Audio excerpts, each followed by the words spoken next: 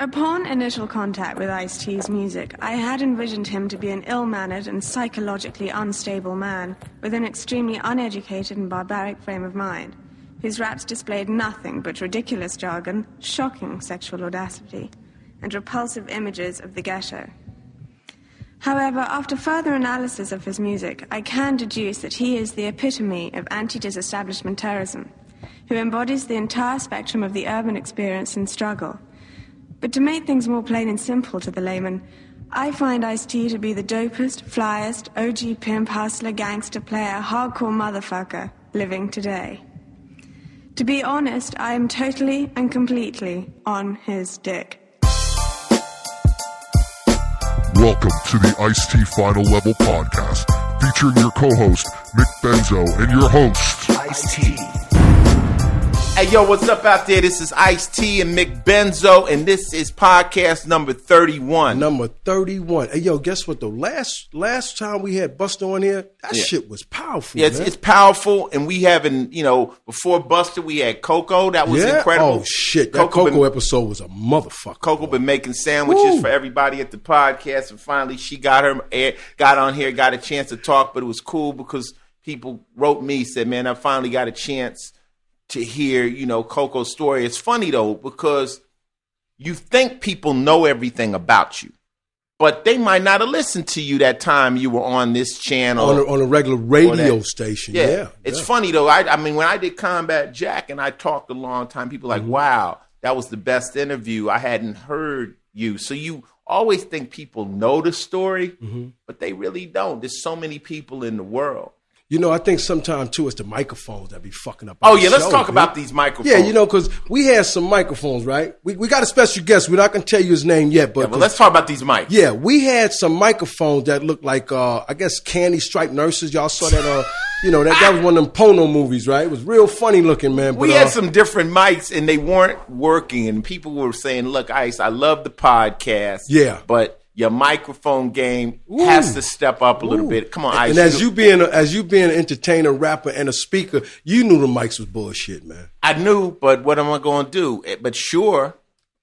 Sure called us. Yeah. They made it their point to call us and say, Ice, we love this podcast. Can we improve the sound of your podcast? And they sent us some beautiful Shure mics. Yeah, I respect that. You know what? But Shure said they listened to the program. They liked it so much, but it was just too, I guess, it wasn't cracky. sounding right. It was too cracky for them. So they're like, man, that's Ice-T, man. It's nowhere in the world that we at Shure Company won't give my man Ice-T some microphone. And me, Mick Benzo, because I can't just leave me out. Fuck all that, man. So we got a new sponsor here, Shure, who gave us these mics. Hopefully, I'm sounding like Barry White now. I'm feeling this sounds real good when I bring that bass to you and stuff. Man. And it's good that we got it because today we are very fortunate to have a legend. Now, there's all kinds of legends out there. You got musical legends, you know what I'm saying? You got movie legends, but you also got street legends. You got people that made a name in the streets. Now, one of my biggest accomplishments was when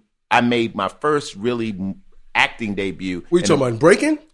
Well, actually acting. Yeah, you saw me in Breaking, but I was rapping in Breaking. Okay. But when I first cut my teeth on acting, it was in a movie called New Jack City. Oh, shit. Man. Okay, everybody likes New Jack City? Everybody likes New Jack City. Okay, wow. In the movie, the characters in the movies, I was a fictional character named Danny. What was my name in that movie? Scotty, come on, man. Danny, Scotty, will you stop it, Scotty? You know what? Danny was in New York Undercover. Yeah, you did that too on Fox TV. Danny, I remember that. Okay, I was Scotty Appleton. Yeah, Scotty. Over there, and I was a fake cop, but... Wait a minute, whoa. Before you say that, you talking about fake cop. You've been on TV as an officer for damn near 17 years, and I think you're the longest running goddamn cop on TV, bro. Possibly, if not, you know what? If I'm not, I'm the longest running black cop, goddamn it. I'll throw black up in there. Because Mariska has actually been a cop longer than me. And then somebody got back at me and say, Belzer might have the record because he was on Homicide for all those years. And then he came over. So I ain't trying to take nobody's records, but it's a long time for a nigga who's a career criminal to be a police. God damn it. So anyway, let's get back to New Jack City. Okay. You had Nino Brown. I remember Nino. Played by Wesley Snipes. Wesley Snipes. And then you had his partner, G Money. That's Alan Payne. He actually played with Bill Cosby, too, on, like, The Cosby Show, man. Absolutely. Yeah. But in the house today, Who? as a special guest, Right. we have the original G Money from Harlem, New York. G Money The from ori- Esplanade Gardens. That's where you from, G? Speaking Mike, baby. Well, first of all, I'd like to thank you guys for having me on the show today. It's an honor. I guess it's history in the makings. I'd like to introduce myself to most of y'all who don't know me. I'm G Money. Good money, gave money, got money, and gonna get a little more money. As we're about to do it again, we get to take the old and new as we talk about the birth and the new Jack era on the block. I was there then, I'm here now, and I hope to still to stay to come. What I'm trying to look at right now, you got a black hat on. It says CMB. That was in New Jack City. Cash Money Brothers. So you were actually a fan of that? No, actually, CMB is actually my name. Okay, well, break it down. Well, CMB, Cash Money Brothers. What I thought about, I read a great book back in the years ago called Think and Grow Rich by Napoleon Hill. I thought about duplicating myself just with my lieutenants, like 30, 40 guys I had on my crew. You was in the Army? No, just You a said relationship. lieutenants. Well, and back in the street days, it was about lieutenants. I had trustworthy guys that were my right-hand man. So this way I was able to stay home and send the guys into the block that people recognized that they were part of my crew. So they were part of the CMB. Okay. Carl, right, he's going in. He's going in. G Money is in the house. He's got his book here, The Chronicles of a New Jack Era. And this is the I think official... that looked like Wesley Snipes, though. No, this is him, nigga. Stop playing. Oh, okay. No, they switched out characters. Okay, well, we're going to do that later. we just teasing him right now. This is the official autobiography of the original Gerald G Money, okay? And he is in the house, and the bottom of it says, "Am I not my brother's keeper?" Oh, So, it's funny, though, G, because we make these movies. They say based on a true story. But there's always somebody behind that true story. And we're very fortunate to have you here because your history, there's nobody out there listening to the podcast that didn't see the movie, that wasn't fascinated with the whole CMB, Cash Money Brothers dynasty that they created in the film. You know the whole thing from Barry Michael Cooper, right? Amen. Who wrote the book. That's right. I wrote the story. So we're going to get into that, man. And we're going to tell the true story that went on behind that. And we ain't going to dry snitch or put nobody in jail. We're going to keep it. Plus, you got the statute of limitations. Well, no, that's why I'm still here. I kept a low key. The greatest gift was to keep a low key. Most guys didn't want to keep a low key. Yeah. And all those guys are done and gone. So. Exactly. So we got G Money in the house, the original G Money. He's got a story to tell, and this is what happens on the Final Level podcast. We'll go from a celebrity that you're well known. We'll go to the streets. We go to authors. We go to sports figures, and now we're about to get into it. So you ready to go? I'm ready to go, baby. Okay.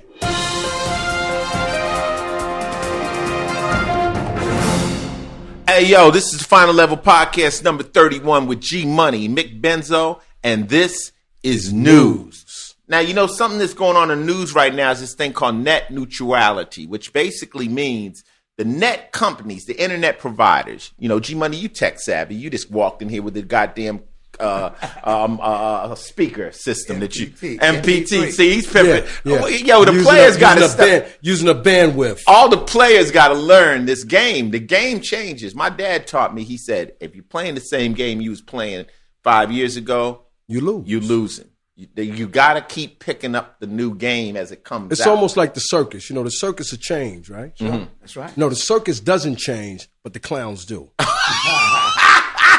Okay. You realize that, right? Yeah, it's definitely interesting. So, right now, we on top of our game. And funny, G, Mickey will walk over to my house with a laptop. This is a nigga used to carry a gun. I say, Mickey, would you ever think you would be walking around with a computer? No, I wouldn't have. Ever? No, wouldn't have. Ever. It was so nerdy and all that. But now, if you ain't on the internet and you don't understand this cyber game, you messed up. And what they dealing with net neutrality, of course, the gangsters in the business are trying to jack people. They're trying to say, well, you could get a faster internet service over here. You got to pay more money. That ain't fair. And over here, it's slow and you pay less. And Well, why would I have to pay more? Because I'm using more bandwidth, or I got more fans than you got? It's corny. The government stepped in and said there's that's one some internet monkey shit. and there's one price. It's like saying you got to pay for better electricity in your house. Who, like, How do they think of do it like that. Think of it like that. Well, how could they do that? Because they gonna jack you every chance they can. That's the game. You don't understand that the game is based on jacking. And you guys got it so good though, because back in the day we didn't even have cell phones. We only had beepers. We had to have the change to get it. You guys are privileged to see that technology has changed and so advanced. Like the technology you have in your house, top of the line. We didn't have that back in the day. You guys are so privileged to see this that you could be. We could have had it if we had money. had a tour right now in Europe and watching it in Europe through your computer.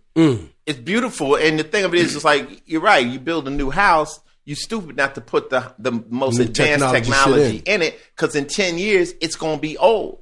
So if you build a house like you used to build a house, you really gonna be behind. They gonna like, where do we hook up the where's your Wi-Fi router? You're like, huh? What is that? I ain't got no Wi-Fi router in here. They might not even want to work on your house anymore. But it's like now, even if you walk in with it to your car, they want to know where does the computer hook up to it. They're gonna hook the computer to Soon it. they're gonna have Wi-Fi in the cars anyway, though. They do have them in some cars already. Seth got it in his car. See, they do have Wi-Fi in the cars. Yep. Yeah. But back to what you were saying. You said they trying to charge us more money for bandwidth? For I don't better internet service. For faster speed. Yeah. When everybody should be equal. If I'm paying $29.99, I should get the same speed you paying, right? And the government stepped in and said, nah, that's not going to happen. Well, Y'all I heard ain't you gonna be able say to jack I heard people. you say one time you got out of crime because it's being a crook, right? And that's what politicians are. I got out of crime because I was a sucker. I basically look for honesty in crime. I mean, I felt that, all of us, if we making a deal, we should be honest to each other. But my mistake was when you're dealing in crime, everyone is a liar, a cheater, and a thief. And so eventually somebody's going to try to get slick. And I just really never was part of the side where you had to enforce. I didn't like the having to go step to my boy or a friend of mine and do all that heavy shit that goes along with the rules of the game. Well, maybe G Money can tell us about his story about that. But no, he knows. We gonna get into G Money. All we right. gonna get into G Money. Mickey will segue out of anything into something else. But you feel me when I'm talking about? Sure, I do. And you understand how foolish you are to look for honesty in crime. But some of us did. We look for. There's no honesty among thieves, B. Come on, man. We stealing. Well, don't look for honesty in the government. Okay. Well, hey. Whenever there's money on the table, somebody's going to try to take a little bit more than they deserve. And, our government is capable of doing some dumb shit, but hopefully they stepped in and they handled this problem, nipped it in the bud. Internet is for everybody, and nobody can try to squeeze you in the process. Well, I dig that. And I got some news, though, man. I'm trying to figure out the president of the United States, Barack Obama, right? How he's getting threats from ISIS, and then we have people living right here in our circle in America making those threats against our United States president, and all they do is lock him up. Do the same thing they're doing in ISIS, man. Let's cut some fucking heads off, man. Let's cut some heads off, man. We can't Serious, do that, man. Mickey. You can't ISIS doing it, man. They not afraid of nothing. And guess what? If we don't step our game up, we're going to be under their martial law. Yeah, well, you dig this, baby. There's one thing we in the United States are supposed to be is a little bit more civilized. Yeah, exactly. Civilized. It's funny that you mentioned all that. This goes back again with how this was made to be like your heart. Return good for evil. I know that's hard to do. But brother, they keep threatening us and they keep this coming is- at us. but And that's like Malcolm operating- said, I'm going to be fair to you if you fair to me. You smack me in my cheek, I'm going to smack you back. This is not about, let's just keep turning our cheeks to the next motherfucker to knock us out now, bro. Enough is enough. We got to understand, if they're taking action the way that they're taking action against my president, Barack, who's done a great job, and keep being disrespected, it's time for him to step up. He only got one more year in office. But Mickey, we have our ways of getting back at terrorists. Basically, you see Bin Laden got taken out. You see what they do, Gaddafi. Not Gaddafi. Who they found in the hole? Osama. Osama. Saddam Hussein. Okay. They found him in the hole. But hiding and shit. My point is this.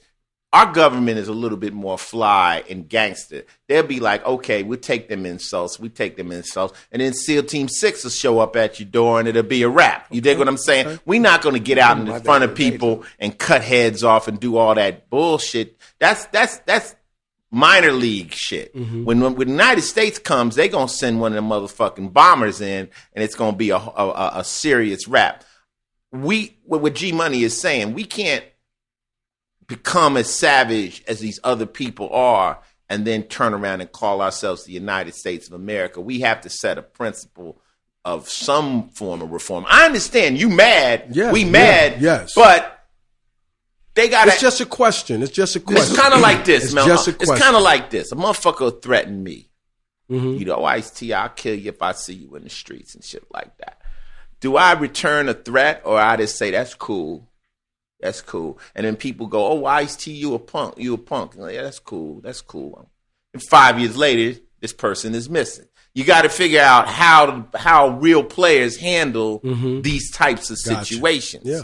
You can't just go eye for an eye. You say, okay, we see y'all get down. And then they get real crafty. Don't sleep on the United States.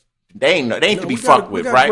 We got great Army, Navy, Air Force, Marines, and we got black ops too. Mm-hmm. Mm-hmm.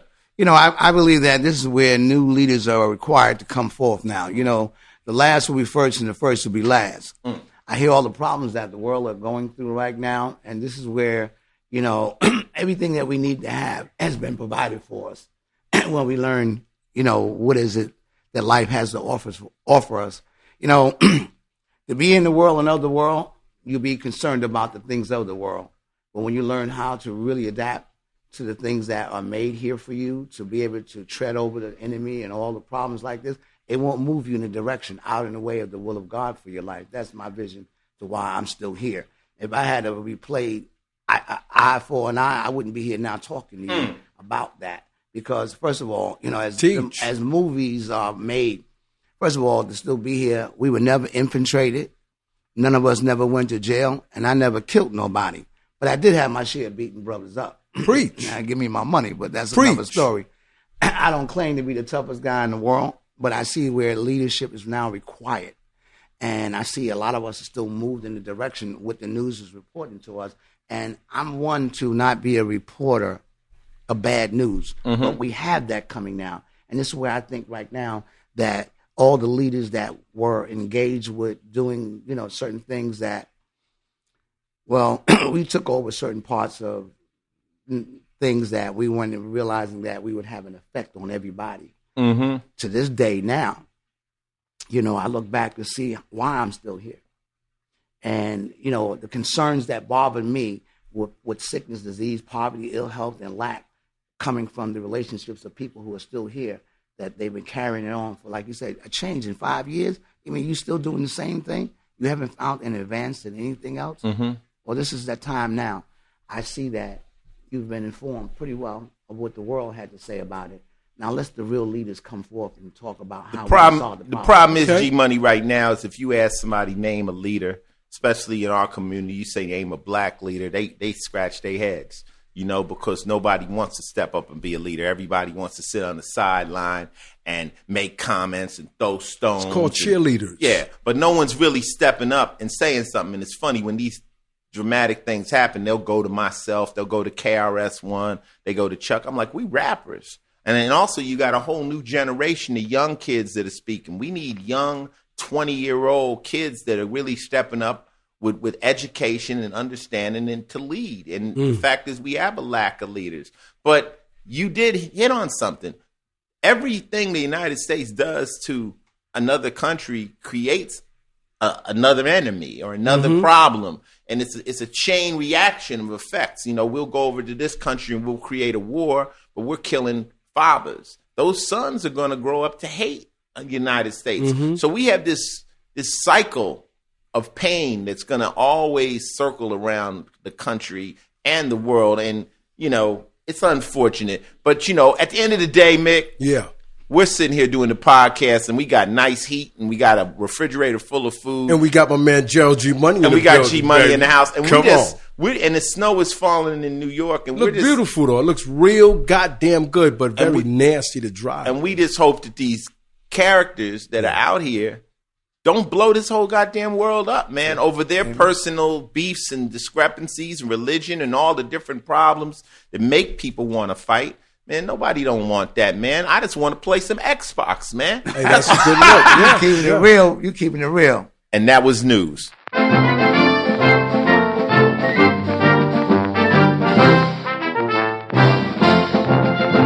Hey, this is Final Level Podcast number 31 with the original G Money, and this is sports. What's going on in sports, Mr. Benson? Well, I know one damn thing. My man, I'm going to say it over and over again. My man, Alex Rodriguez, is back. He's in the lineup. He might be playing first base. G Money, my man is going to do what the fuck I thought he was a third base. No, he was. That's what happened. He was that. Now we move on to first base. You know what I mean? Hey, look, man. Yankees is going to look real good this summer. Alex Rodriguez. I'm happy for Alex because I believe everybody deserves a second chance. Plus the simple fact that I think that he got whooped on for no reason because he sat out for a whole goddamn season. B. He apologized. Every other person in professional football is taking some type of enhancing drug. I mean, come on, man. If you put me on a team and you told me, look, this is what it is. This is your livelihood. And if you take this medicine right here, this is going to make you hit harder. Come on, man. Let's be serious, man. And all them guys out there is doing a little this or doing a little that. Well, I got no comment, man. That's baseball, baby. We don't use enhanced drugs. Who? None of us. We don't use that stuff out there. I did ecstasy. That enhanced my dick one night. That shit worked. Yo, that shit worked. I started to be a baseball player, but it was something in that field I just couldn't catch. This nigga got jokes. But that's a good thing. You know what I heard on the news, though? God bless Alex Rodriguez. We not haters. I honestly believe all that shit was based around some contract money. They did not want to pay that man. They found a loophole. They put him out there on, to be disrespected and hurt. And this is a way they got out of some of them millions. Sure. That it's always money. Yeah, it's money. It's about money. People act, oh, this is y'all morally this, morally that. I'm like, it's money. Money is at the money's at the root of 99% of all bullshit. And somewhere in there, you'll find some money. Oh, my baby's mama's tripping. I bet it's got something to do with some money. Podcast number 31, boy. We got G Money. She saw that jewelry you had on in that picture, and it sent her on one. Okay, but listen, this is what I heard. It's crazy. Okay. I heard LeBron's kid, 10 years old, is being scouted by scouts in the NBA. And that's against the rules, right? No, it's not. No, it is against the rules. You can't scout a kid till they're in the 9th grade. Man, listen, if he played in high school and was good, he can jump right 10. into the fucking NBA. He's 10. Yeah, well, there's some 13-year-old doctors out here, too. You're not even paying no attention, you goofy ass one. How old is your son? 13. No, Sir Johnny was 11 when he first started playing football. All right, 10 years old, man.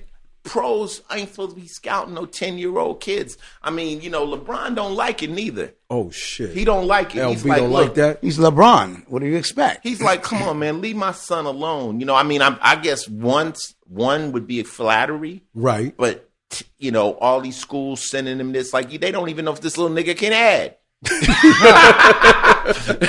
They don't know. Not being funny. That's true, though. I like that. That's unfair to do that. I was just joking, but it's unfair to target children for, NBA or NFL, colleges, or baseball, into the major leagues when they haven't even finished, the high school. At least let the young gentleman, LeBron James' son, get to high school and get something going. Why y'all throwing that out there? I definitely appreciate LeBron James being a real father saying, leave my goddamn child alone until he's eligible to do that. It's kids right now, kids are easily distracted, so you take a kid right now that needs to be learning something and distract them saying, oh, you could play pro ball already. You could fuck a kid's head up like that. I mean, I think that's the respect I get for being around Ice G Money. I call him up sometimes like, yo, man, they got this little part for Lil Ice in the movie. I don't know if he's going to get it. He says, Mick, don't do that, man. My son needs to focus on what he's doing. Don't make him think he can be an actor and fuck his brains up, B. You know, putting him out there like that, that's not cool. You know, just because I'm an actor and I'm Ice-T doesn't necessarily mean my son could follow the same footsteps. I mean, if he works for it, it's cool, but I think it distracts kids, you know, this fame shit too early. What do you think, G? Well, everything is duplication. I guess if it was been an average guy like a John Blow from the projects, his son is 11, 12 years old. They're not sorting after him. Right. This is the industry. It's part of the business. Mm-hmm. And they see that as following him as like Michael Jackson as a child. And he rose up and then he became Michael Jackson solely. But they knew that he would be who he is. And anything that's, even his son, his children, today, they always looking at, oh, that's Michael Jackson's sister. That's his brother. It's a duplication. I think that... Do you think it's okay? Is it you think if that's the kid's dream? You got to remember, don't destroy a kid's dream. Mm-hmm. You know, everybody has dreams, and the dream is inside. And if you destroy that, then you destroy the child. If that's his admiration, that's just what he wants to do, then that's his dream. We're not going to destroy the children's dream. The kid is good, too. They got videos of this little kid doing all kinds of stuff. I mean, he is LeBron. He got some good DNA. You know, somebody picked it then. Someone saw what he was doing. Yeah. And he would be just as good 10 years down the line after his father's gone. Yeah. That may be the case. The only one knows that is God. Well, let him get to high school then, man. Let him at least make it to high school. I think if somebody was scouting my kid at 10 years old, I would be happy. I understand that. I think I would be flattered as hell. I would be telling everybody, yo, USC just called about my son. You know, we would be proud. But I think, like you saying, since it's LeBron and he's like, my kid is good. My kid is not going to ever need for nothing. Right? I'm successful. You can ease back off my son for a minute and let him get his. Well, we can use that same scenarios with Snoop's son. Mm-hmm. Snoop happy in the motherfucker. His man got picked up at UCLA to play football and loving it, but he's of age. Yeah, he's of age. There's a difference. He's of age, and little Snoop is not the one for nothing. But like you said, LeBron James is being a real father. He's not just saying, okay, you know what, you like my son, I think it's great. No, leave my child alone until he gets to, you know, adulthood, or at least makes it to high school. Is this his comment towards the reporters and the information here? Okay. Yeah, basically that's what he's saying. I think Puffy's son is playing pro ball or but college ball. But he's of age. He's not the one for nothing either. Once again, LeBron James is being a good father by stating, leave my child alone until you get to high school. I think what happens, though, when kids get around, lack of a better word, successful parents, they might pick up a work ethic. You know, it's like my son, he's around me all the time and he's a hustler, you know. I mean, his legally, let's put it out there. Legally, but his brain is based around that because every time he gets around me, I'm up early in the morning. I don't eat. I'm hustling. And he's just like, damn, Dad, I just watch you grind. And it's like, it's, you know, one of my favorite mottos is, and I always tell people when they don't understand our life, I say, you know, if you show me, I'll see. If you tell me, I'll hear. But if you involve me, I'll understand. And, you know, you could talk all you want to people, but sometimes you just got to say, come along. Mm-hmm. Just come along. Ride with me for a couple days and you'll get this. And until someone's really involved, they really do not understand the game or anything. The hustle. How you felt that, right? The whole hustle. You said it. Involve me. Involve me and I'll understand. So I think by the fact that Lil Ice has been involved and been on tour with me and been to TV with me and stuff, he kind of understands. So he doesn't sit back and go, oh, my dad got an easy job. You know, he's with it. I'm liking this podcast number 31. I'm talking about, you know, the thing about the difference in the guy who lives in the project. Mm-hmm. Not saying that, you know, everybody lives in the project, but to see your child succeed is the biggest lift of them all. Mm-hmm. You know, to give you a lift gives me a bigger lift. You know, and it's always about being a blessing to somebody else. Mm-hmm. These kids you guys are talking about are successful children. Yes. These are parents who are in the entertainment industry, people that want to be, and it's easy for them to get engaged with that. Mm-hmm. But what about the father that says, man, you know, I want my son to be a great basketball player.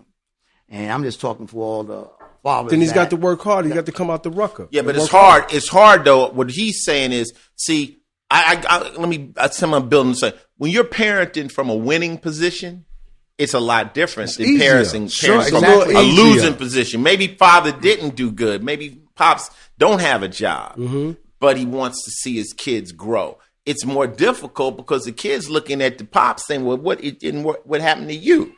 So you gotta really understand. I think the bottom line is kids gotta understand. Your parents are always going to tell you the best thing because that's somebody who truly, honestly loves you. If you're parenting from a losing position, you still are telling them the right thing. If you're parenting from a winning position, then they can see the results of it. It's just hard. It's hard. Parenting is hard. Well, God bless LeBron, and that was sports. Hey, yo, this is Fine Level Podcast number 31, and this is movies. You know, the Oscars just happened. You know what I'm saying? Selma got a lot of good awards. They still getting awards for the music. God bless Common. Common got his and John Legend. That's gangster. Big up. I goddamn love. I love the fact my brothers are getting. I'm Oscars glad you said now. that, dog. I just want to say something. Somebody's mad about the Oscars. Who? Oprah. She didn't win shit. She mad What because was she supposed to win? She That's thought right. she was going to win off of making a Salma movie, another black, What was her? What award would she have won? best film. She won best film, but she didn't get it. She's mad. She probably won't be there next year sitting in them seats. But Common and John Legend, y'all did your thing on the She soundtrack. kind of got it. She Didn't get nothing. Will you, brother? Please. Brother. Oprah got mad. Oprah's Oprah's too upset, rich to get man. mad. She gets go home and burn some money and get warm or something. She ain't got no time to get mad. But I saw some movies. I haven't really been to the movie theater, but I got my TV up and running and stuff, and I'm using Apple TV, so I'm seeing all the movies. You know, You promoting Apple TV? nowadays I wish they'd send me some Apple. Send me I'll take a I'll check. say, you know what I'm saying? Send me something too. I'll take a check. I but know what I'm saying. I was just basically saying it to Bust say the it, move. and I watched TV. Okay. You know, now they're pumping through speaking about the internet again. They are downloading films through the internet that are higher quality than DVD right now. You know, it's like the quality. You mean from a Netflix perspective? high or definition. Apple? If you go HD, Right. it's better. It's like Blu-ray level. Wow. This is how good the internet has become. So I'm sitting there watching. I've seen a couple of movies. One I want to talk about is a movie called Gone Girl. Have you Gone seen Girl? No, I haven't seen that. You know, I don't seen go to it? movies much. I Ben don't go to movies Affleck in it? It's Ben Affleck movie. I'm not a great Ben Affleck fan, but it's a movie about Ben Affleck. He gets married to this chick, and the movie is so hard to talk about without giving it away. But since we're on a Fine Level podcast, I'll talk to the people that have seen it. Those that you who haven't seen it should have seen it. This bitch is crazy. It's a crazy movie, a crazy woman movie, Right. where he hooks up with this chick, and first half of the movie, I'm giving it away. Fuck you. If you don't want to listen to Turn the this, channel. Just turn it stop, off. fast forward through this, but I'm going to give this shit away. He hooks up with this chick, right? And first part of the movie, you think he killed his wife. His wife faked the murder, then ran off with his money because she found out he was cheating. Mm-hmm. And all through this movie, this woman does some of the craziest shit you've ever seen. And then at the end of the movie, she comes back to the motherfucker, and he can't tell anybody. It's just the wildest shit. Let's just say like this. Here's a spoiler. She hits herself in the face with a ball-peen hammer. Oh, she's good. She's good. Gone Girl, highly recommended. Go see it. I know I gave the damn thing away, but it's, still go see it. It's worth, you know, because when I first seen it, I'm like, Ben Affleck, okay, I got it. You know, he lost me at Goodwill Hunting. I'm like, okay, you dig. But I'm going to see the movie because my boy was like, see the movie. I'm like, really? Then you know how you look at a nigga and be like, Are you for real? see Right. that. Then you For say, sure. Mickey, I'll go see it. see this movie. Yeah. So- I want to see it. I saw the coming attraction, but I don't go to movies much, man. I got too many goddamn kids, man. Yeah, that's your fault, you know, and I wasn't there when that happened, so it's not my You know, problem. You know, I mean, you got two heads. One tells you when to come, and one tells you when to go. You didn't know when to go. Nah, he only got Now one you hit. respond. Oh, He you got got one hit, and it You don't got like one hit? raincoats. It You only don't got wear one hit? raincoats. Oh man, It don't wear I raincoats. thought you had kids, man. Wow, it's okay. We ain't gonna be mad at you. Man, listen, this nigga got not a basketball team. He got damn near a football team. I got 10 kids, baby. You know, What? yeah. Wow. I play some basketball with subs. Well, check it out, man. I ain't gonna boast about anything, man, but I got 5.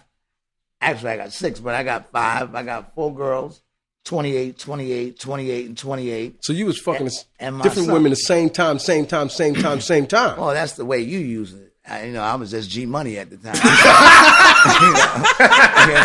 You was eating at McDonald's when you could have been eating shrimp and hanging out with the big leads, and we can travel and fly all over the country. That was a big difference in the story when you had that relationship.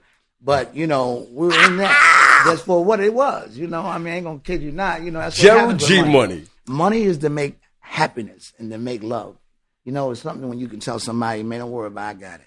Okay, and right. that was It's movies. Okay, this is Fine Level Podcast number 31 with G Money and the infamous Mick motherfucking Benzo with the Mictionary. You know what? Y'all ain't sent AKA me, the Wait Human a minute. Mictionary. Y'all ain't sent me no new words for my Mictionary, man. G Money, you saw my Mictionary, right? You seen it. Tell the truth. You seen it, right? No. G Money, did you see my Mictionary? I will be honest with you, man, no. Oh, that's some monkey shit Tell the right truth. there. You bro. want to lie? That book is Don't in lie. Barnes and Nobles. It's on iTunes. You didn't see it. Nah, I didn't see it, man. All right, well, you Don't need to lie pick you, up the Mictionary G Money. after this, man. He will add a word to the Mictionary today before this podcast is over. I thought Now you know. I thought that was just him naturally talking. Always coming up with some stuff. I be on the phone with him. He's like, hold on a second.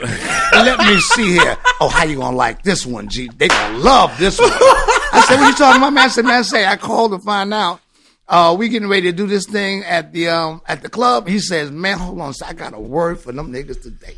Yeah. I got a word for them today. And I said, now I see what you talking about. When he It's the says this Mictionary. word, he's going to say, we don't know what it's going to be. It'll pop off We'll sooner or just later. say Mictionary. Throw that in the Mictionary because he would definitely say something, Mictionary. some unknown English. Okay. All right. And now let's go into television. Okay.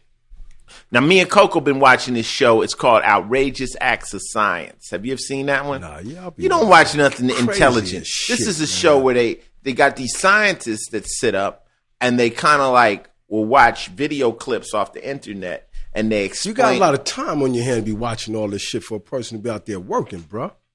A lot of time on your hand. Let me explain to you something, player. I work and then I come home. I lay in my bed and I watch TV. I have a television, a DVR that records the particular TV shows that I'm interested in.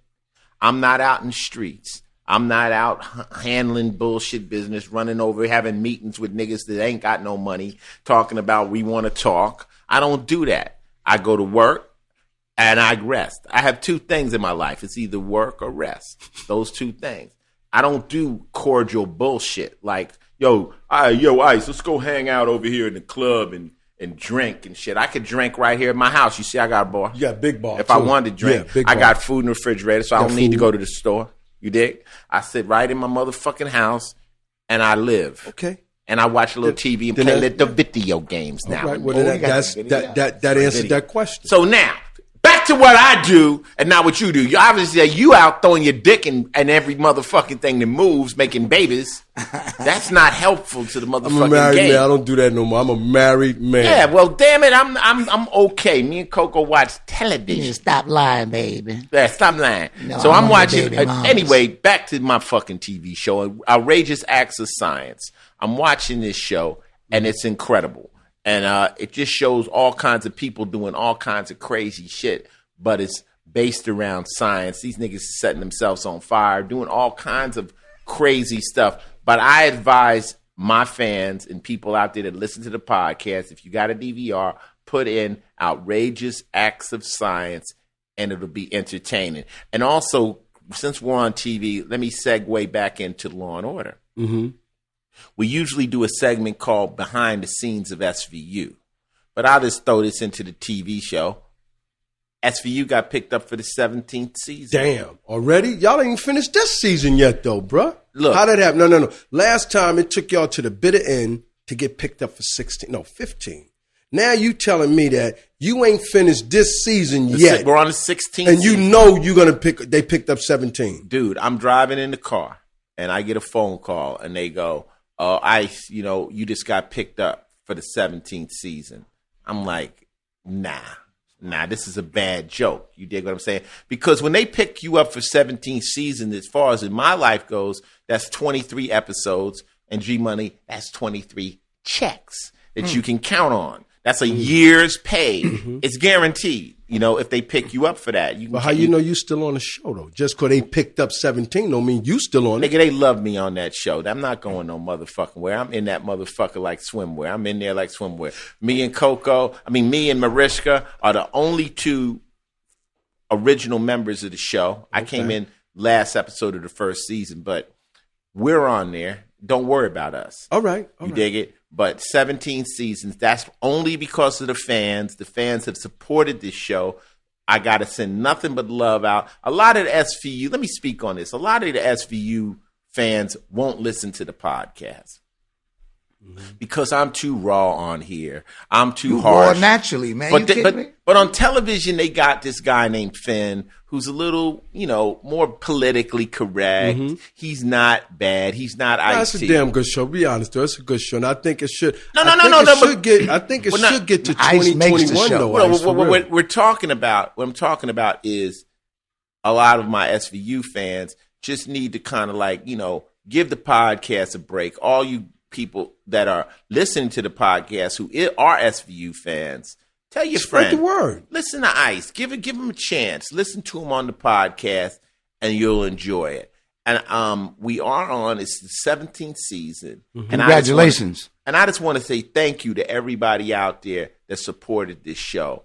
And I just want to say special thanks to everybody out there that watches the TV show from the bottom of my heart. Ice-T, SVU, 17th season. We love y'all. Thank you very much.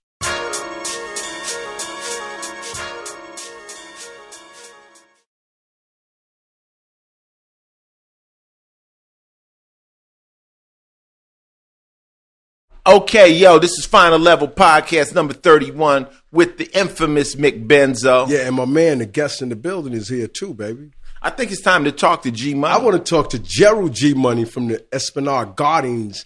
He says something very, very important happened against this movie Ice was played. It called New Jack City, right? Break it down, baby. Wait a minute. So you are Nino Brown?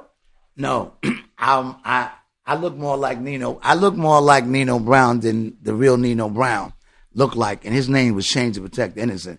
I can't tell you the whole story. You got to read my book in order to see the whole story. You got a book out?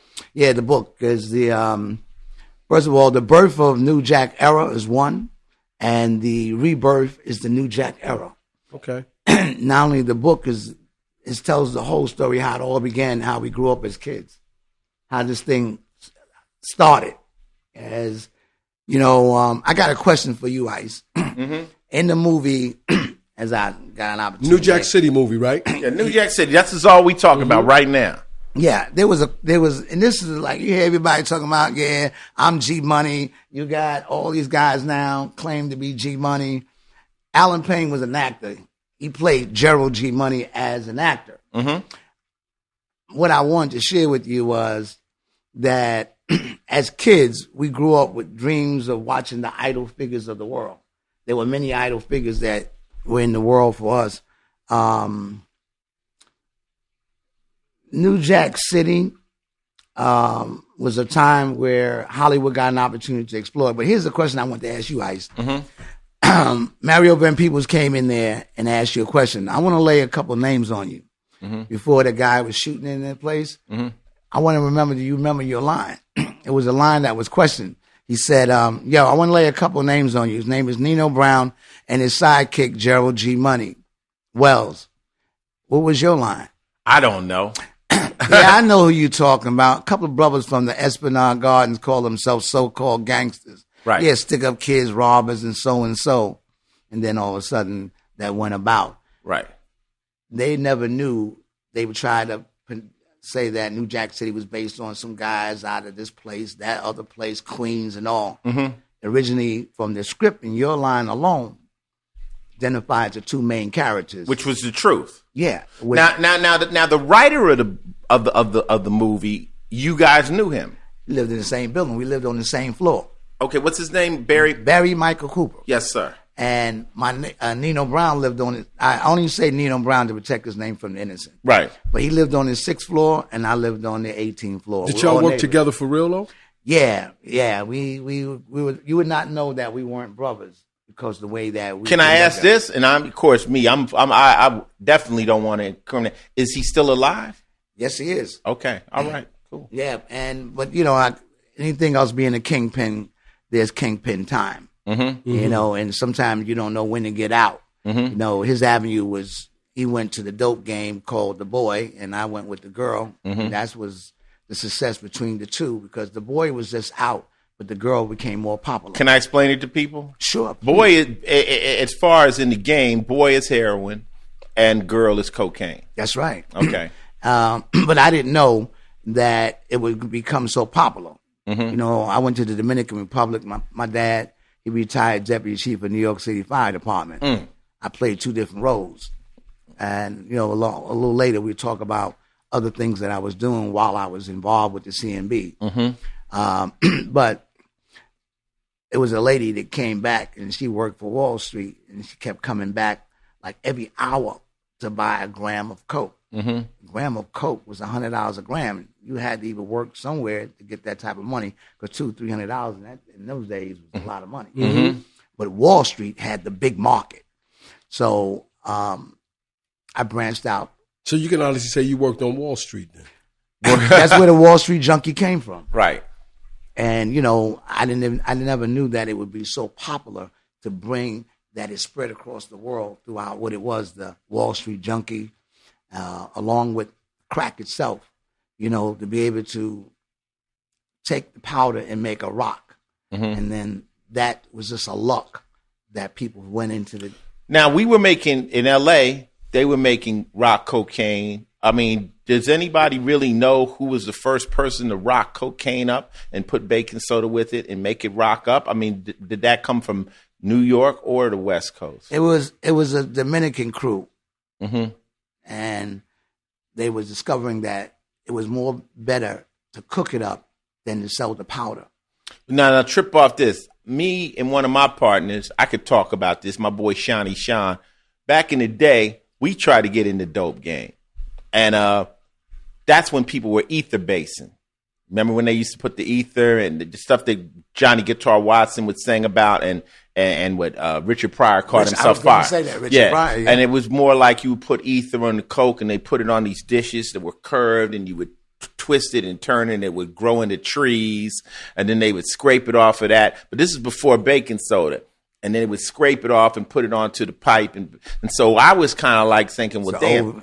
You're old vet. Old vet, yeah. I was surprised. Now I see where your street savvy came into the industry where you are now today. Yeah, no, I'm from it. I was really from it. So they would scrape it off, you know, off of it. And you put the screens into the pipe and then you scrape it. So me and myself, I'm like saying, yo, this is still a lot of work for somebody to do. You got to almost have a laboratory to do this. If we could scrape the stuff off of the plate and put it into vials, we could sell it pre-done. The problem is those are crystals and they wouldn't stand, they would dissolve over a period of time. So we had took them and we put them in a refrigerator and we were trying to invent crack. Experimenting. We were trying to make it so you could freebase automatically, right? So we did some and we had like a few ounces of that stuff and we rocking it. It wasn't rocking at that time, but the shit spoiled. And I'll never forget one of my buddies who had been smoking rocks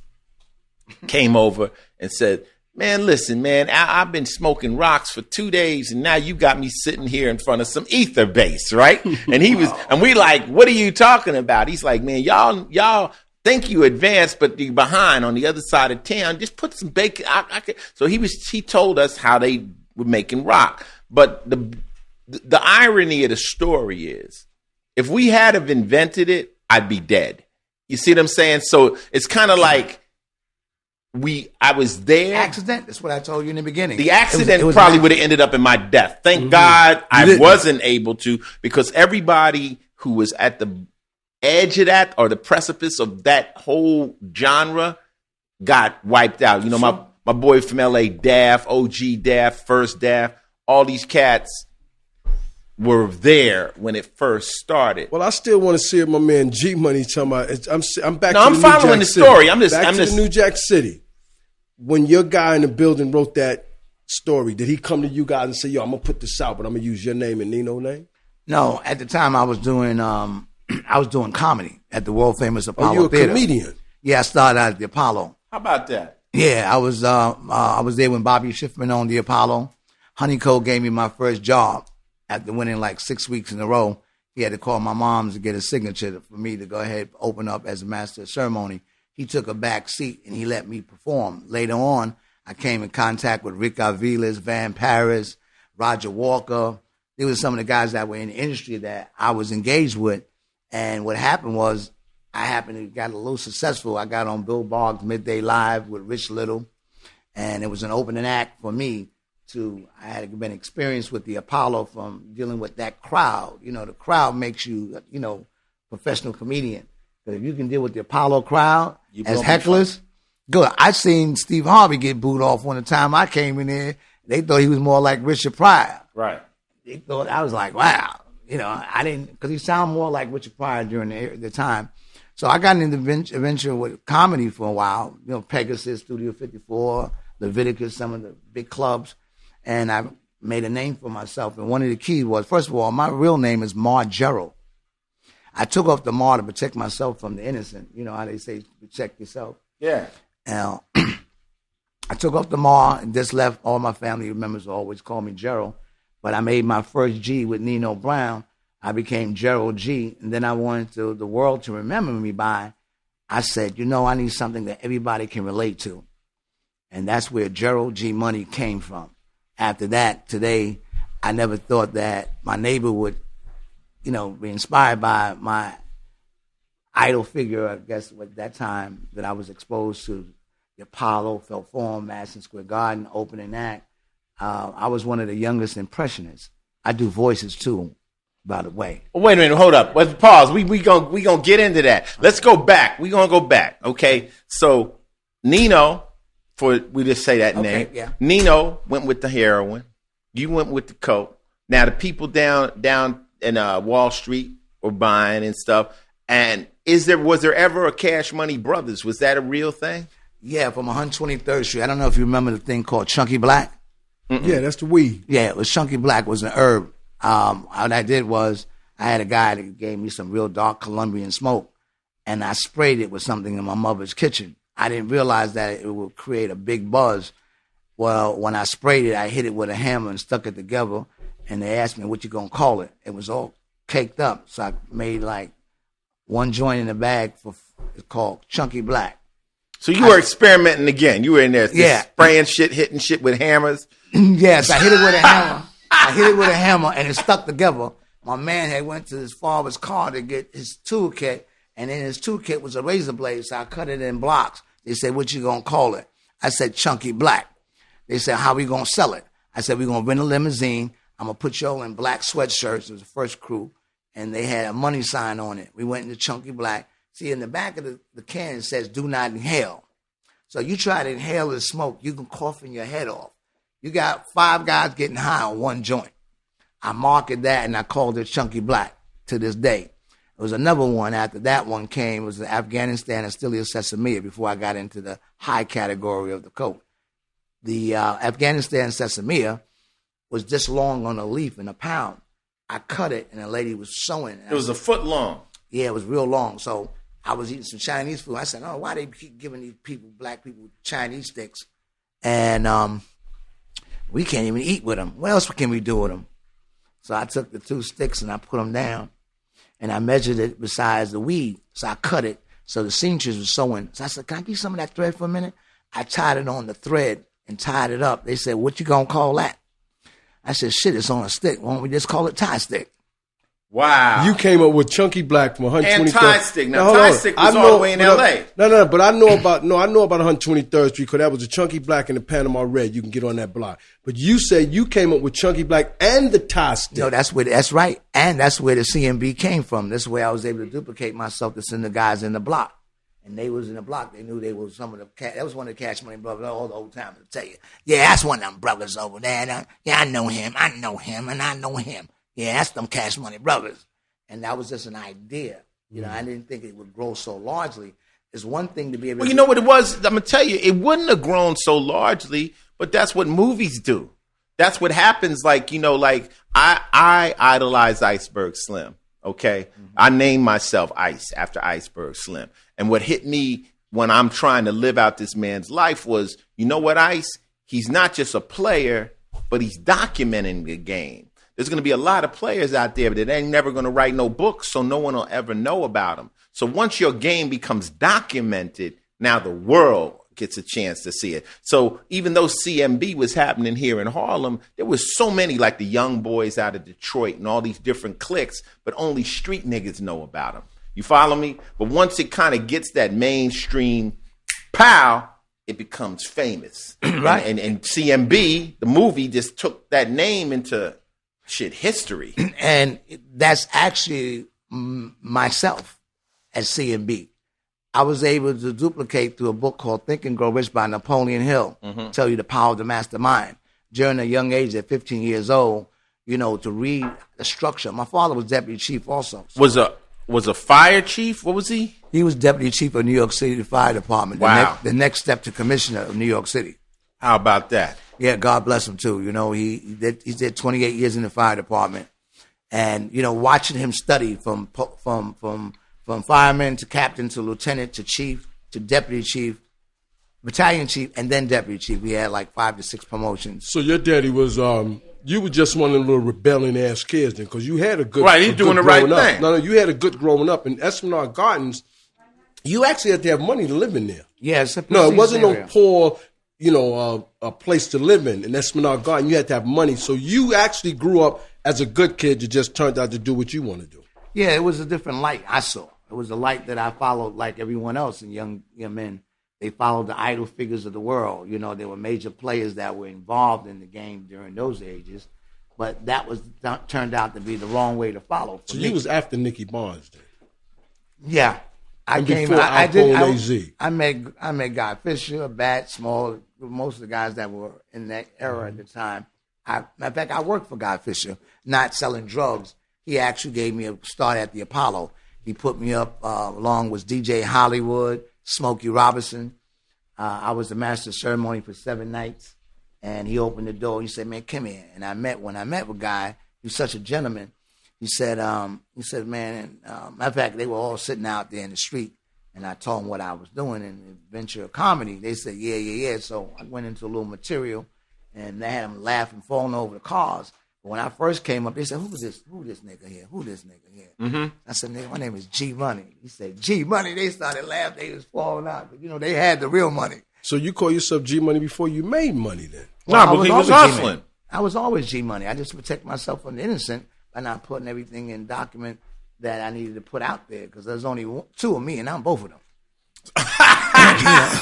So I had to put it out there like that, you know, for them to receive me in another way. But yeah, Gerald has been known throughout my family, throughout my lifestyle, and there were other women that were out there that were in the game.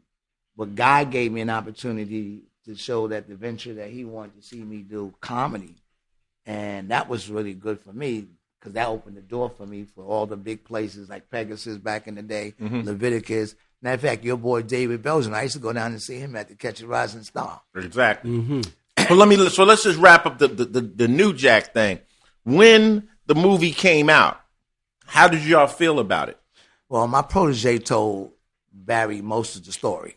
Mm-hmm. I had a protege that worked at the Village Voice with Barry. Right. And he was explaining what we were doing as CMB, and me and Nino, how we were operating, because we were the best of friends, and they would think that we were brothers. But, you know, he went off and ventured into his avenue in the game, and I just stayed where I was at. I was comfortable. My father retired from the fire department. He built a house in Santo Domingo. Right. I went to Santo Domingo and I met the Dominicans and I became like a trustee. Mm-hmm. I was being able to be trusted. And they gave me an opportunity to actually sell weight. To be trusted. Yeah, Right. be trusted with that type of money in the So game. when did you decide that it was a wrap? I mean, like everybody who's in the game, me, myself, there's a point where you say, I'm done with this. Now, it's usually either a long prison stay or just, somebody close to you gets killed. It's just a moment where you go, I got to come up with another way. What was that point for you? Well, like anything else, under the influence. One of the greatest things and gifts that most of us was, never to use your own product.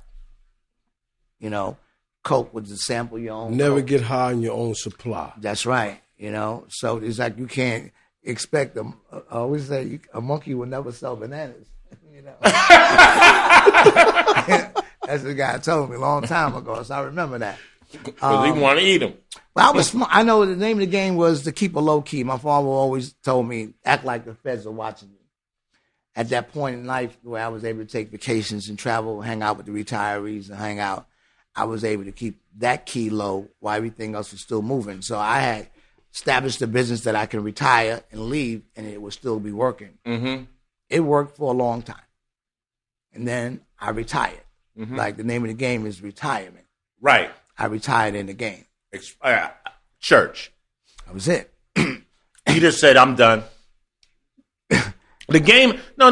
That's what people don't understand. I always told people, I said, fame and infamy are polar opposites. If you in the streets and you want to be famous, you trying to get caught. It's like you have to be able to stay low key, or you're destined for a serious fall. And those people that learn how to keep it low. But then the thing of it is, you're doing this to kind of get some kind of shine. So it's like a paradox. One side of you is saying, I want to be known. The other side is saying, don't be known. As soon as you're known, they're going to come get you. I saw too many of my friends go down, like people I looked up to. That's why I ran to comedy. Yeah. That was safe. That's like Al Green. He ran into the church. Yeah. No, but it's real. I saw people I admired get taken down. So the dude I'm looking at somebody like you, G Money, and you the man, then all of a sudden you catch a case. My brain was like, well, damn, do I think I'm flyer than him? Like, this is coming. And then as my boys went to prison, they was like, Ice, don't come here, man. This ain't no place. You too fly, man. You know what I'm saying? You got other things you can do. They were telling you that? They tell me the truth. My boys that was stuck, they was like, this ain't no place for no player, Ice. They got niggas here that don't know nothing about no filet mignon. They don't know nothing about no Dom Perignon. They waking up tying blue rags around their head. They gang banging hardcore up in here. You pass that. Because see, if I go back to prison, then I got to go back to that old gorilla mentality, which I've left long ago. I'm much more sophisticated at this point. You feel me? So, Gerald, you got a book now. You saying you trying to work on a movie? Is that something you trying to do right now? Well, I think history is about to be made again. Lightning will strike twice. New Jack City was a great movie to a lot of youth and a lot of people, but they've got the wrong impression from watching the movie, what Hollywood presented. First of all, let me clear a couple of records up so you know I'm telling you. Break it down, baby. That's why you're here. Well, there was no Carter Hotel. Okay. Lil Wayne is talking about he's the Carter. He's not even old enough to be part of this system. Right. Now, they said that the Carter was brought from the situation Felix Mitchell had in Oakland, California, the San Francisco area. Felix Mitchell, another well-known street legend, actually had an apartment building where he ran that. So I think that what Barry Michael Cooper did is he connected a lot of different hustlers' lives together to create this life that the CMB was supposed to have lived. But I know that they said that, no, it wasn't a Carter in the Harlem, but it was an apartment building in, I think, San Francisco where they ran that operation. Well, we're talking about the CMB, the Cash Money Brothers. We're talking about Nino Brown and Gerald G Money. Yeah. These are the two main characters in the movie. And y'all didn't do that. First of all, we would never been so stupid with a kick in the door and the whole operation, multi-million-dollar operation is gone. Come on. Yeah. That's stupidity. We had enough West Indies that were around to tell you, man, we make one door here, one door here, and one door here, man, boy. And then by that time, man, you're gone, you know. We knew those guys. Plus, we didn't operate in that way. So, you know, a lot of people have been misled. Right. First of all, black people don't mess with dynamite. Right. We wake up too late. Boom! Holy shit! I done blew up my mama's kitchen. I know I got to get out of here now. Right. That's the other part of where they show that dynamite was a part of the CMB operation. You cannot tell me that I would mess with dynamite. I'm scared enough, you know, just messing with firecrackers. Better get dynamite or know anyone I knew. But that's what the difference of Hollywood. Hollywood can take an Italian gangster, make people love, mimic, and idolize them. I didn't look for that. I always believed that to be able to be a blessing to someone else, being in that power position of having money, to be able to do something for somebody else, that's what kept us afloat. We didn't go to jail, get locked up, because it's a matter of like, people spend all their money and you give them an opportunity to say, yo, man, I got you. They respect you and they'll help you to stay out of jail. Now, is that "Am I not my brother's keeper"? Is that's y'all real saying? Well, that's been my whole saying all my life. I am my brother's keeper. Right. Yes, I am. Yeah, am I your brother's keeper? Yeah, Right. but that's also in the Bible, as the Bible disclosed that too. But that was the CMB brothers. That was our That relationship. was your slogan. Yeah, you know, when I look back and see how this whole thing arrived from everyone talking about, you know, New Jack City. They got all these guys coming out now with the Cash Money Brother Records with Birdman, Lil Wayne. You know, it was great for a long time to hear about all these guys, but I hear that they really got, like Lil Bow Wow. He made New Jack City too. He made an album. He talked about the relationship with him and Jermaine Dupri, how they operated as Gerald G Money and Nino Brown. And there was no relationship that was a conflict between me and Nino Brown and his girl or my girl. But that's what they have to do to project movies and what they did for Hollywood. But all of it just stemmed between two little boys at 15 years old that had a dream that we want to be just like his sister's boyfriend, which is another brother I want to mention by name because I've always been, I'm not a name dropper, but that means the case that we need to talk about it. I got a thing about the camera. I've seen so many people come before the camera talking, I was down with this one, I was down with this one. But all those guys went to jail. My mother used to have an old saying, smart niggas don't go to jail. She was right. You know, and thank God I did have a choice to do anything I wanted to do. I think what kept me safe that I was also, came up before Eddie Murphy. I was there before all those guys came out. Charlie Barnett. What's his name? There's a lot of guys that were in the industry that were looking to come out from the Catch a Rising Star. I was already at the Apollo. But I got out of that and I went into comedy and just stayed like in the airs doing comedy, welcome. I don't know if you remember my voice too. If you hear me with my stage voice, I used to be behind the stage in the back of the Apollo and I would introduce myself. And the voice you would hear at the Apollo would be, "Tuning down the mighty sounds of the Big Apple. We're here at the world famous Apollo Theater. Coming out is that multi-talented Mr. Dynamite, ladies and gentlemen, G Money." Thank you very much, ladies and gentlemen. You introduced yourself. Yeah. How you doing? Yeah, close your legs, darling. You got a busy night ahead of you. Hey, darling. Take that and put it where you want to. What'd you say, brother? Won't you and your man play horse? Let him play the head and you be what you are. I'm so good alone, leave me alone and watch me. I will let you hold something in your mouth, but my zipper is stuck. Now let me stop fooling around and start my act. That was one of the keys for me. G Money's girl, he come out. You know what I'm saying? So that was for me. I told you. Stay there. The circus stay the same, but the clowns change. Yeah, but nothing changed about the game but new players. So we hear about all these guys. They got Floyd Mayweather money. Everybody want to do this movie. New Jack, we're waiting on the sequel. We hear about this. We hear about that. Well, we're about to make this movie. I'm going to make it. I got all the players coming in. We're going to have the baddest soundtrack ever made before. The movie in itself is going to be the true story, how we met, how this came about, and to where the world is today and all the involvement what they have with the CMB and Gerald G Money. I talked to Alan Payne, too, and he gave me an understanding. He said, man, I was talking with Barry. He was telling me about how your swag is, how you walk.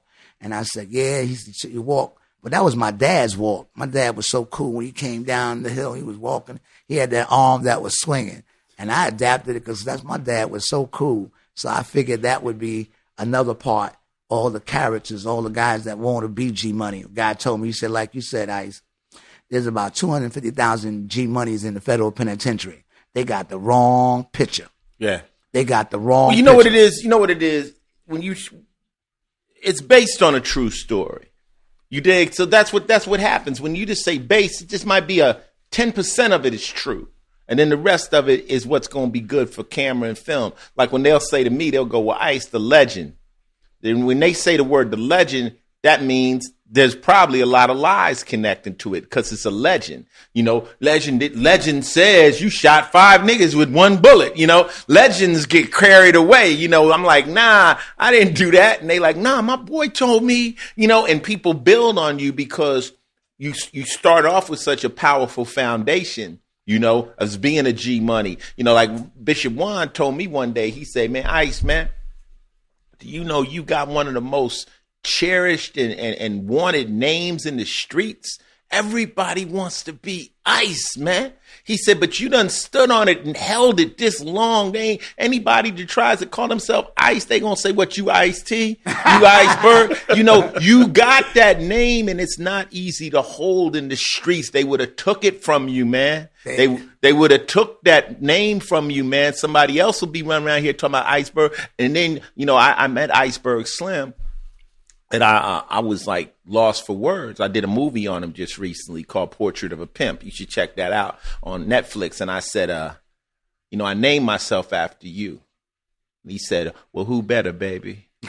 You know, so I got the cosign from the man, you know, but also to be named Ice, you got to have a pretty cool demeanor. You got to be very cool. They say the key to being cool is when you win, you don't get that happy. And when you lose, you don't get that sad. So somebody say, Ice, you won the lotto. I go, wow. They say, somebody stole your car. I'm like, damn. You dig? And that's the key of cool. You just got to find that medium. And Mickey and them will tell you, say, Ice is... Mickey sometimes tells me, say, man, you remain calm. Yeah, remain calm all the time. Rakim says, one must remain calm. And I was in the Army. I was a Ranger. So I was trained, and, you know, the first thing they teach you in the military is combat situation is, the first rule is you must not panic. You must not panic. In the most serious situations, the cooler head will prevail. So if this house starts burning down, you can't run around. You have to say, we have to handle this situation. How do we handle this situation? Somebody else yelling, now they're not accomplishing a motherfucking thing. They knocking people down. But, you know, if something is going down and people are coming here and we got to handle this. Mm-hmm. Let's all get now we have to go into ultra focus. But you know what it is, G? It's an honor to meet you. I met you the other night at Mickey's party, and I knew right off the bat you was the real deal because you can always tell. You know how they say game knows game? So I meet people every day that's like, I'm this and I'm that. I'm like, tell that to somebody else. Tell that to somebody that don't know. You know, I could give you the 20-question drug dealer test and find out real quick if you ever been around some real shit or you seen it or something. But you know, one thing about what you say, you know why I know it's so honest? And this is just honesty. Thank you. It's because anyone who's been in it will not promote it. Anyone who's been there cannot, with any bit of self-dignity, promote it. They always say, I was in the streets. I wouldn't advise anybody else to go there because you know the bloodshed and the horror that goes around with this and the pain that your friends and family and other people have gone through with this. So whenever I hear these rappers or different people telling you, oh, this is something great to be in, I'm like, you ain't never even been in it.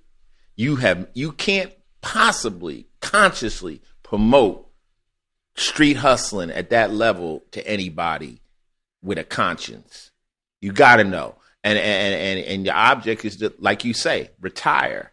Get in, get out. My buddy, I got one of my most, let me tell you, I'm not going to say his name. The most gangster nigga I know.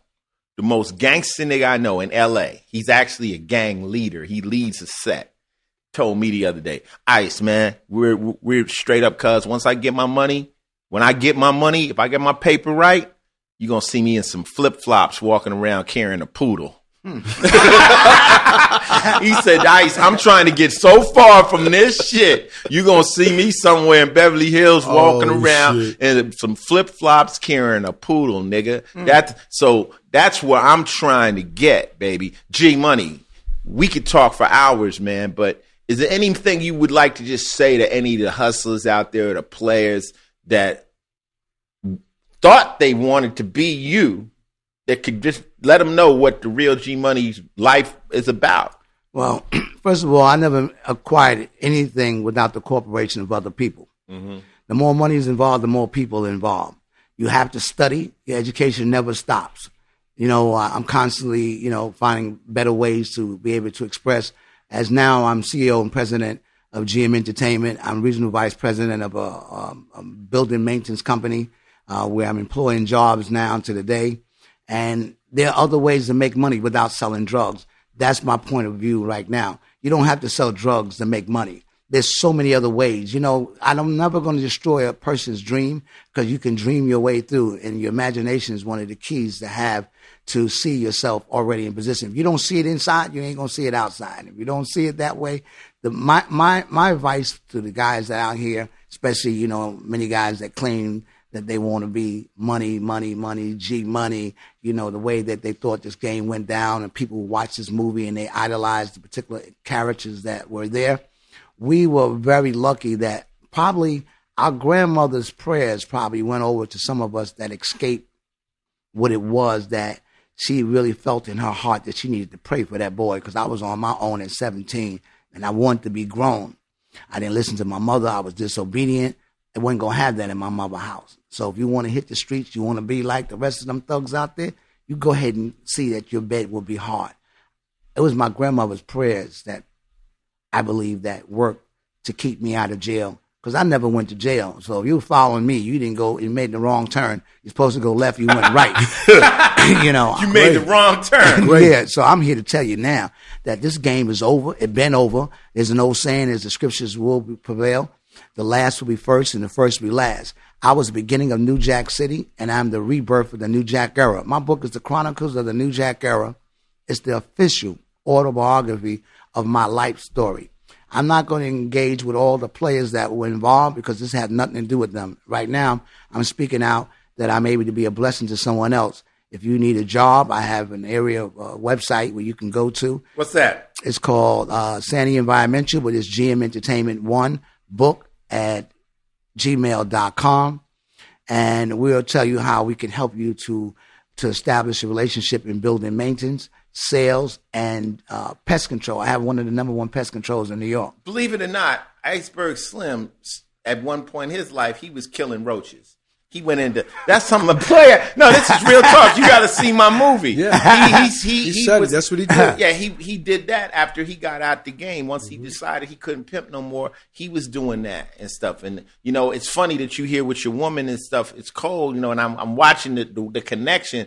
But the whole movie I did on Iceberg was about him telling her his life stories, and she wrote the books. So all those Iceberg Slim books, he was written by his wife. Mm-hmm. He would stand by the bed and tell her these stories. She'd go, motherfucker, that couldn't have never happened. She said, let me write this down.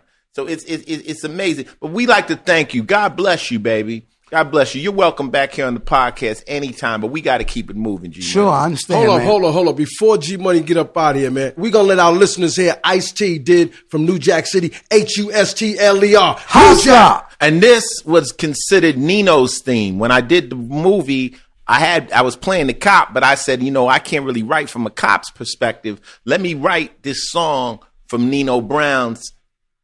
Would you play Scotty again, Ice? Nah, I'm not too old to play Scotty right now. I'll sit too back. Old? I'm gonna sit in the director's chair. I'll sit back in the director's chair and tell one of them little kids, chase him. But this is Nino's theme, New Jack Hustler. Yo, my favorite.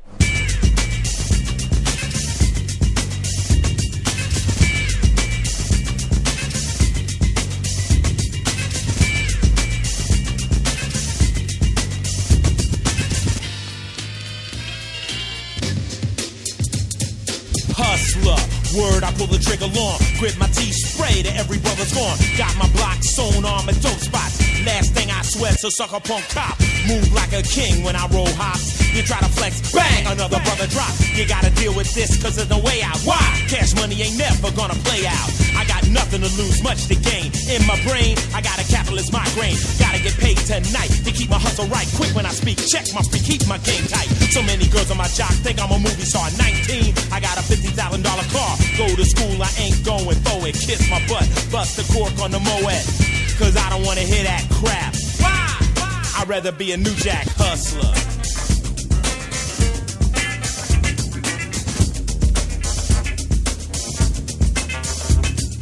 Hustler.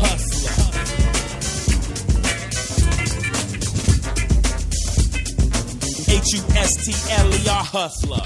Yo, man, you know what I'm saying? You got it going on, my man. I like how it's going down. You got the fly cars, the girls, the jewels.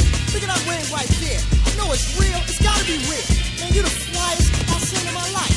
Yo, man, I just wanna roll with you, man. How can I be damned? What's up? You say you wanna be down, ease back. A little brother get beat down out my face. Fool, I'm the illest, bulletproof. I die harder than Bruce Willis. Got my crew in effect, I bought them new Jags. So much cash, gotta keep it in hefty bags. All I think about is keys and G's. Imagine that, me working in Mickey D. That's a joke, cause I'm never gonna be broke. When I die, there'll be bullets and gun smoke. You don't like my lifestyle, you. I'm rolling with the New Jack crew. And I'm a hustler. H-U-S-T-L-E-R, hustler. New Jack, New Jack, New Jack, hustler. New Jack, hustler. New Jack, New Jack, New Jack, hustler. New Jack, hustler. New Jack, New Jack, New Jack, hustler. New Jack, hustler. Here I come, so you better break north. As I stride, my gold chain glide back and forth. I care nothing about you, and that's evident. All I love is my dope and dead presidents. Sound crazy? Well, it isn't. The ends justifies the means, that's the system. I learned that in school, then I dropped out. Hit the street, checked the grip, and now I got clout. I had nothing, and I wanted it. You had everything, and you flaunted it. Turned the needy into the greedy. With cocaine, my success came speedy. Got me twisted, jamming to a paradox. Every dollar I get, another brother drops. Maybe that's the plan, and I don't understand. Damn, you got me sinking in quicksand. But since I don't know, and I ain't never learned, I gotta get paid. I got money to earn with my posse out on the air. Bump my sounds, crack a 40 and laugh. Cool out and watch my new Benz gleam. Is this a nightmare or the American dream? So think twice if you're coming down my block. You want to journey through hell when things get hot. Pregnant teens, children scream. Life is weighed on the scales of a triple beam. You don't come here much and you better not. Wrong move. Bang! Ambulance cot. I gotta get more money than you got. So what if some other brother gets shot? That's how the game is played. Another brother say the wound is deep, but they giving us a band-aid. My education's low, but I got long no face like a pit bull. My heart pumps nitro. Sleep on silk, fly like a politician. But who's my best friend? Cold as a mortician. Lock me up to genocidal catastrophe. There'll be another one after me, a hustler.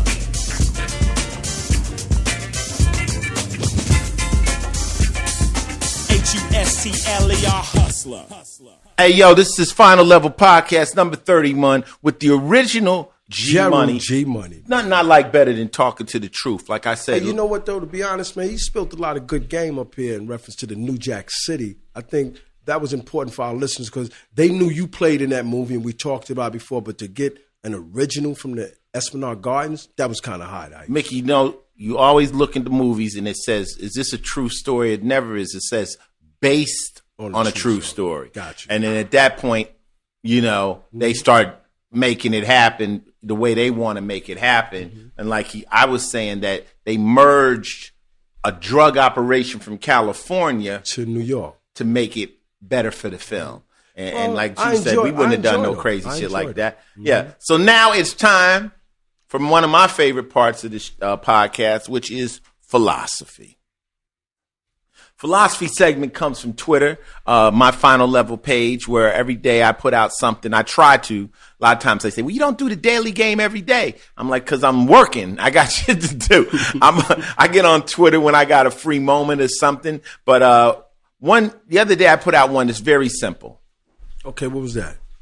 You will never be able to make everyone happy. How simple is that? Very simple. You'll never. And you can't. You just can't make everybody happy, and especially like if you got kids and stuff. Part of being a parent is them being unhappy sometimes. You know, they can't be happy because if you make somebody happy all the time, you're probably bullshitting them. You're not being honest, and anything you say could potentially offend G Money. Anything he says, you just have to just be honest with yourself and kind of just let, like, I don't know who said this a long time ago, but they said there's no guaranteed way to win. The guaranteed way to lose is to try to make everybody happy. How you feel about that, G? Well, you're absolutely right about that. You know, I have an old saying too. If you don't go after what you want, you'll never have it. If you don't ask, the answer's always no. If you don't step forward, you'll always be in the same place. Same stuff, baby. You got to ask for it. Mickey does that to me all the time. He goes, "I'm just asking, man. Exactly. I look for is fair, baby. That's all. Just say no. Say no, and I'll move on. And sometimes in life, I know I make Mickey unhappy, but he gets over it because I love him.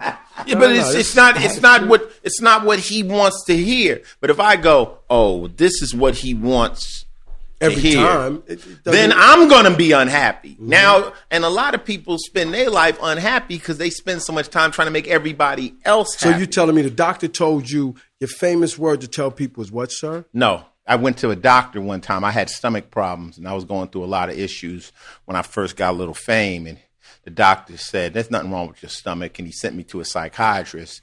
Psychiatrist listened to me talk, and he says, I got a prescription for you. He wrote the word no on a piece of paper. He says, you got to just say no. He said, because once you say yes, you've just taken on someone else's problem. So like G Money, if you say, Ice, can you take me to the airport tomorrow? I say yes. I got to get the gas. I got to get there. I got to pick you up on time. I got to get you to the airport on time. See all those problems that now no longer are yours. You're just waiting on me now. You just handed your problems over to me. Ice, can you pay my rent this month? No. If I say yes, I have to be on time. I got to have the right amount. I got to get all these things become your problems with the simple yes. I mean, Mickey. So you can't do a maybe? Well, what happens is I found out, and I don't take this wrong, but you can't ever say yes to anybody broke. Because a broke person will take that yes, and they'll get a loan against that yes or a maybe. So in other words, if you say, Ice, can I get $1,000? No. How about next month? No. How about around Christmas? Maybe. You take a loan out with other people. You say, Ice is going to pay me in Christmas and now if I don't pay you in Christmas, for $1,000, you'll be mad at me. Yeah, See, for sure. A person that has something, if you turn a yes into a no, they won't get angry. But people that don't have anything, they really count on those yeses. And I've been a broke person before, too, so I understand what it's like when you say yes and then you say no. So you just try to avoid saying yes until you are gonna do it. And then you're called a man of your word. Some people are very difficult to get a yes out of for that simple reason. You dig? So you guys got anything to chime in on this philosophy? The moral of the story is don't take on anybody else's problem. Just say no. And also, just say no. Now, if you're going to do it later, if you're going to do it later, you will. But you didn't make a guarantee I'm going to do it. I said, no, I can't do it. I may call you tomorrow and say, I got it for you, baby. You'd be more happier, You can't make people happy. Mickey, all day you are between me and most people, and they want you to say yes. And I say no. I say no, or I'll check with you, and I say, look, I'm just asking you, can you do this tomorrow or next week? No, hey, look, we're not going to be able to do it. Because if you don't bring it to you still, you might have said yes. So you never know. That's another mistake. Ice, you are a true gentleman. I've met a lot of guys in my life, but for me to have had an honor to have met you, your hospitality, your friendship and relationship with Mick Benzo, and the relationship that you shared with us about bringing the old into the new, man, you're a scholar, baby. You are my brother's keeper. Well, you know what? That's all I ever wanted. I always looked up to fly people. I hung around do-low niggas, okay? I never wanted to be a do-low nigga. I never liked them, and they always get theirs in the end. I always wanted to be an honorable person, and what happens in life is it's more about what people say when you're not around them than when you are. So you want people to speak highly of you. 50 Cent gave me the best quote, and I'll never live it down. He says, "No man can be great alone. You're only great when other great men speak of you in high regard." You can boast of nothing of yourself. Let others boast of you to tell you, like they said in the old days, who do man say that I am? I've heard that tale before. And there's so many people today, they live to be somebody else. You know, be yourself. You know, I just have to speak up a lot of that because the fact is that so many people claim to be G Money in the relationships and so on. But Ice, you the man himself, baby. Hey, yo, my pimp buddy Kenny Red said it best, man. If you got to tell me who you are, you obviously ain't nobody. If it's real, it's going to show. If it's real, it's going to be out there. Everybody's going to know who you are. It's not a problem. You ain't got to show. If you fly, it's going to show. You just ain't got to tell me you fly. You just got to walk in the room. I used to tell my wife that about it. She get up in the club. I'm like, Coco, you don't even got to do nothing. Just standing up, you shitting on these bitches. Just stand up. That's all. You don't got to do much. Just stand up. And you just did it. That's all it took. Hey, G Money, anything you want to say on the way out? Send out to anybody? Well, yeah, I'd like to give a shout out to Pam. I'd like to give out to you. You and I are one. Radio. I'd like to give a shout out to my man, John.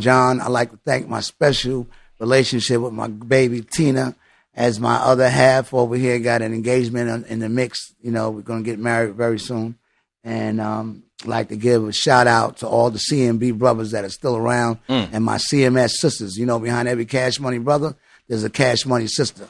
Well, we got the CMS getting ready to come surface in a little while. And we're going to be speaking in schools and colleges, mentoring to a lot of the young brothers coming in and out of jail, needing direction, to the women out there who, you know, falling short and need help as a parent. You know, we're going to be there to pick you up. My website is GeraldGmoney.com. And as I mentioned before earlier, Ice, you know, we're going to give an opportunity to help people with their jobs. And I just want to let you know, we are going to make this movie. We're going to get all the players engaged with who Well, I'm involved, baby. I'm involved. You know, just let me get in where I fit in. You dig what I'm saying? I can't be chasing Chris Rock around no more, man. My knees hurt. Well, he said he was a director. I'm bust a cap in his ass. First step he takes out of You know, I come a long way from New Jack City. What you trying to tell me? You talking about me? Are you crazy? I'm going to shoot your ass. I'm not running. Hey, G Money, this it's is been Final real. Level Podcast number 31. We about to be up out here, as I always tell you, IceTFinalLevel.com. And guess what? I'd rather see you than be you. Good God. We're going. Peace. Amen. That's how I'm living. That's how I'm living. That's how I'm living. That's how I'm living. That's how I'm living. That's how I'm living. That's how I'm living. That's how I'm living. That's how I'm living. That's how I'm living. That's how I'm living. That's how I'm living. That's how I'm living. That's how I'm living.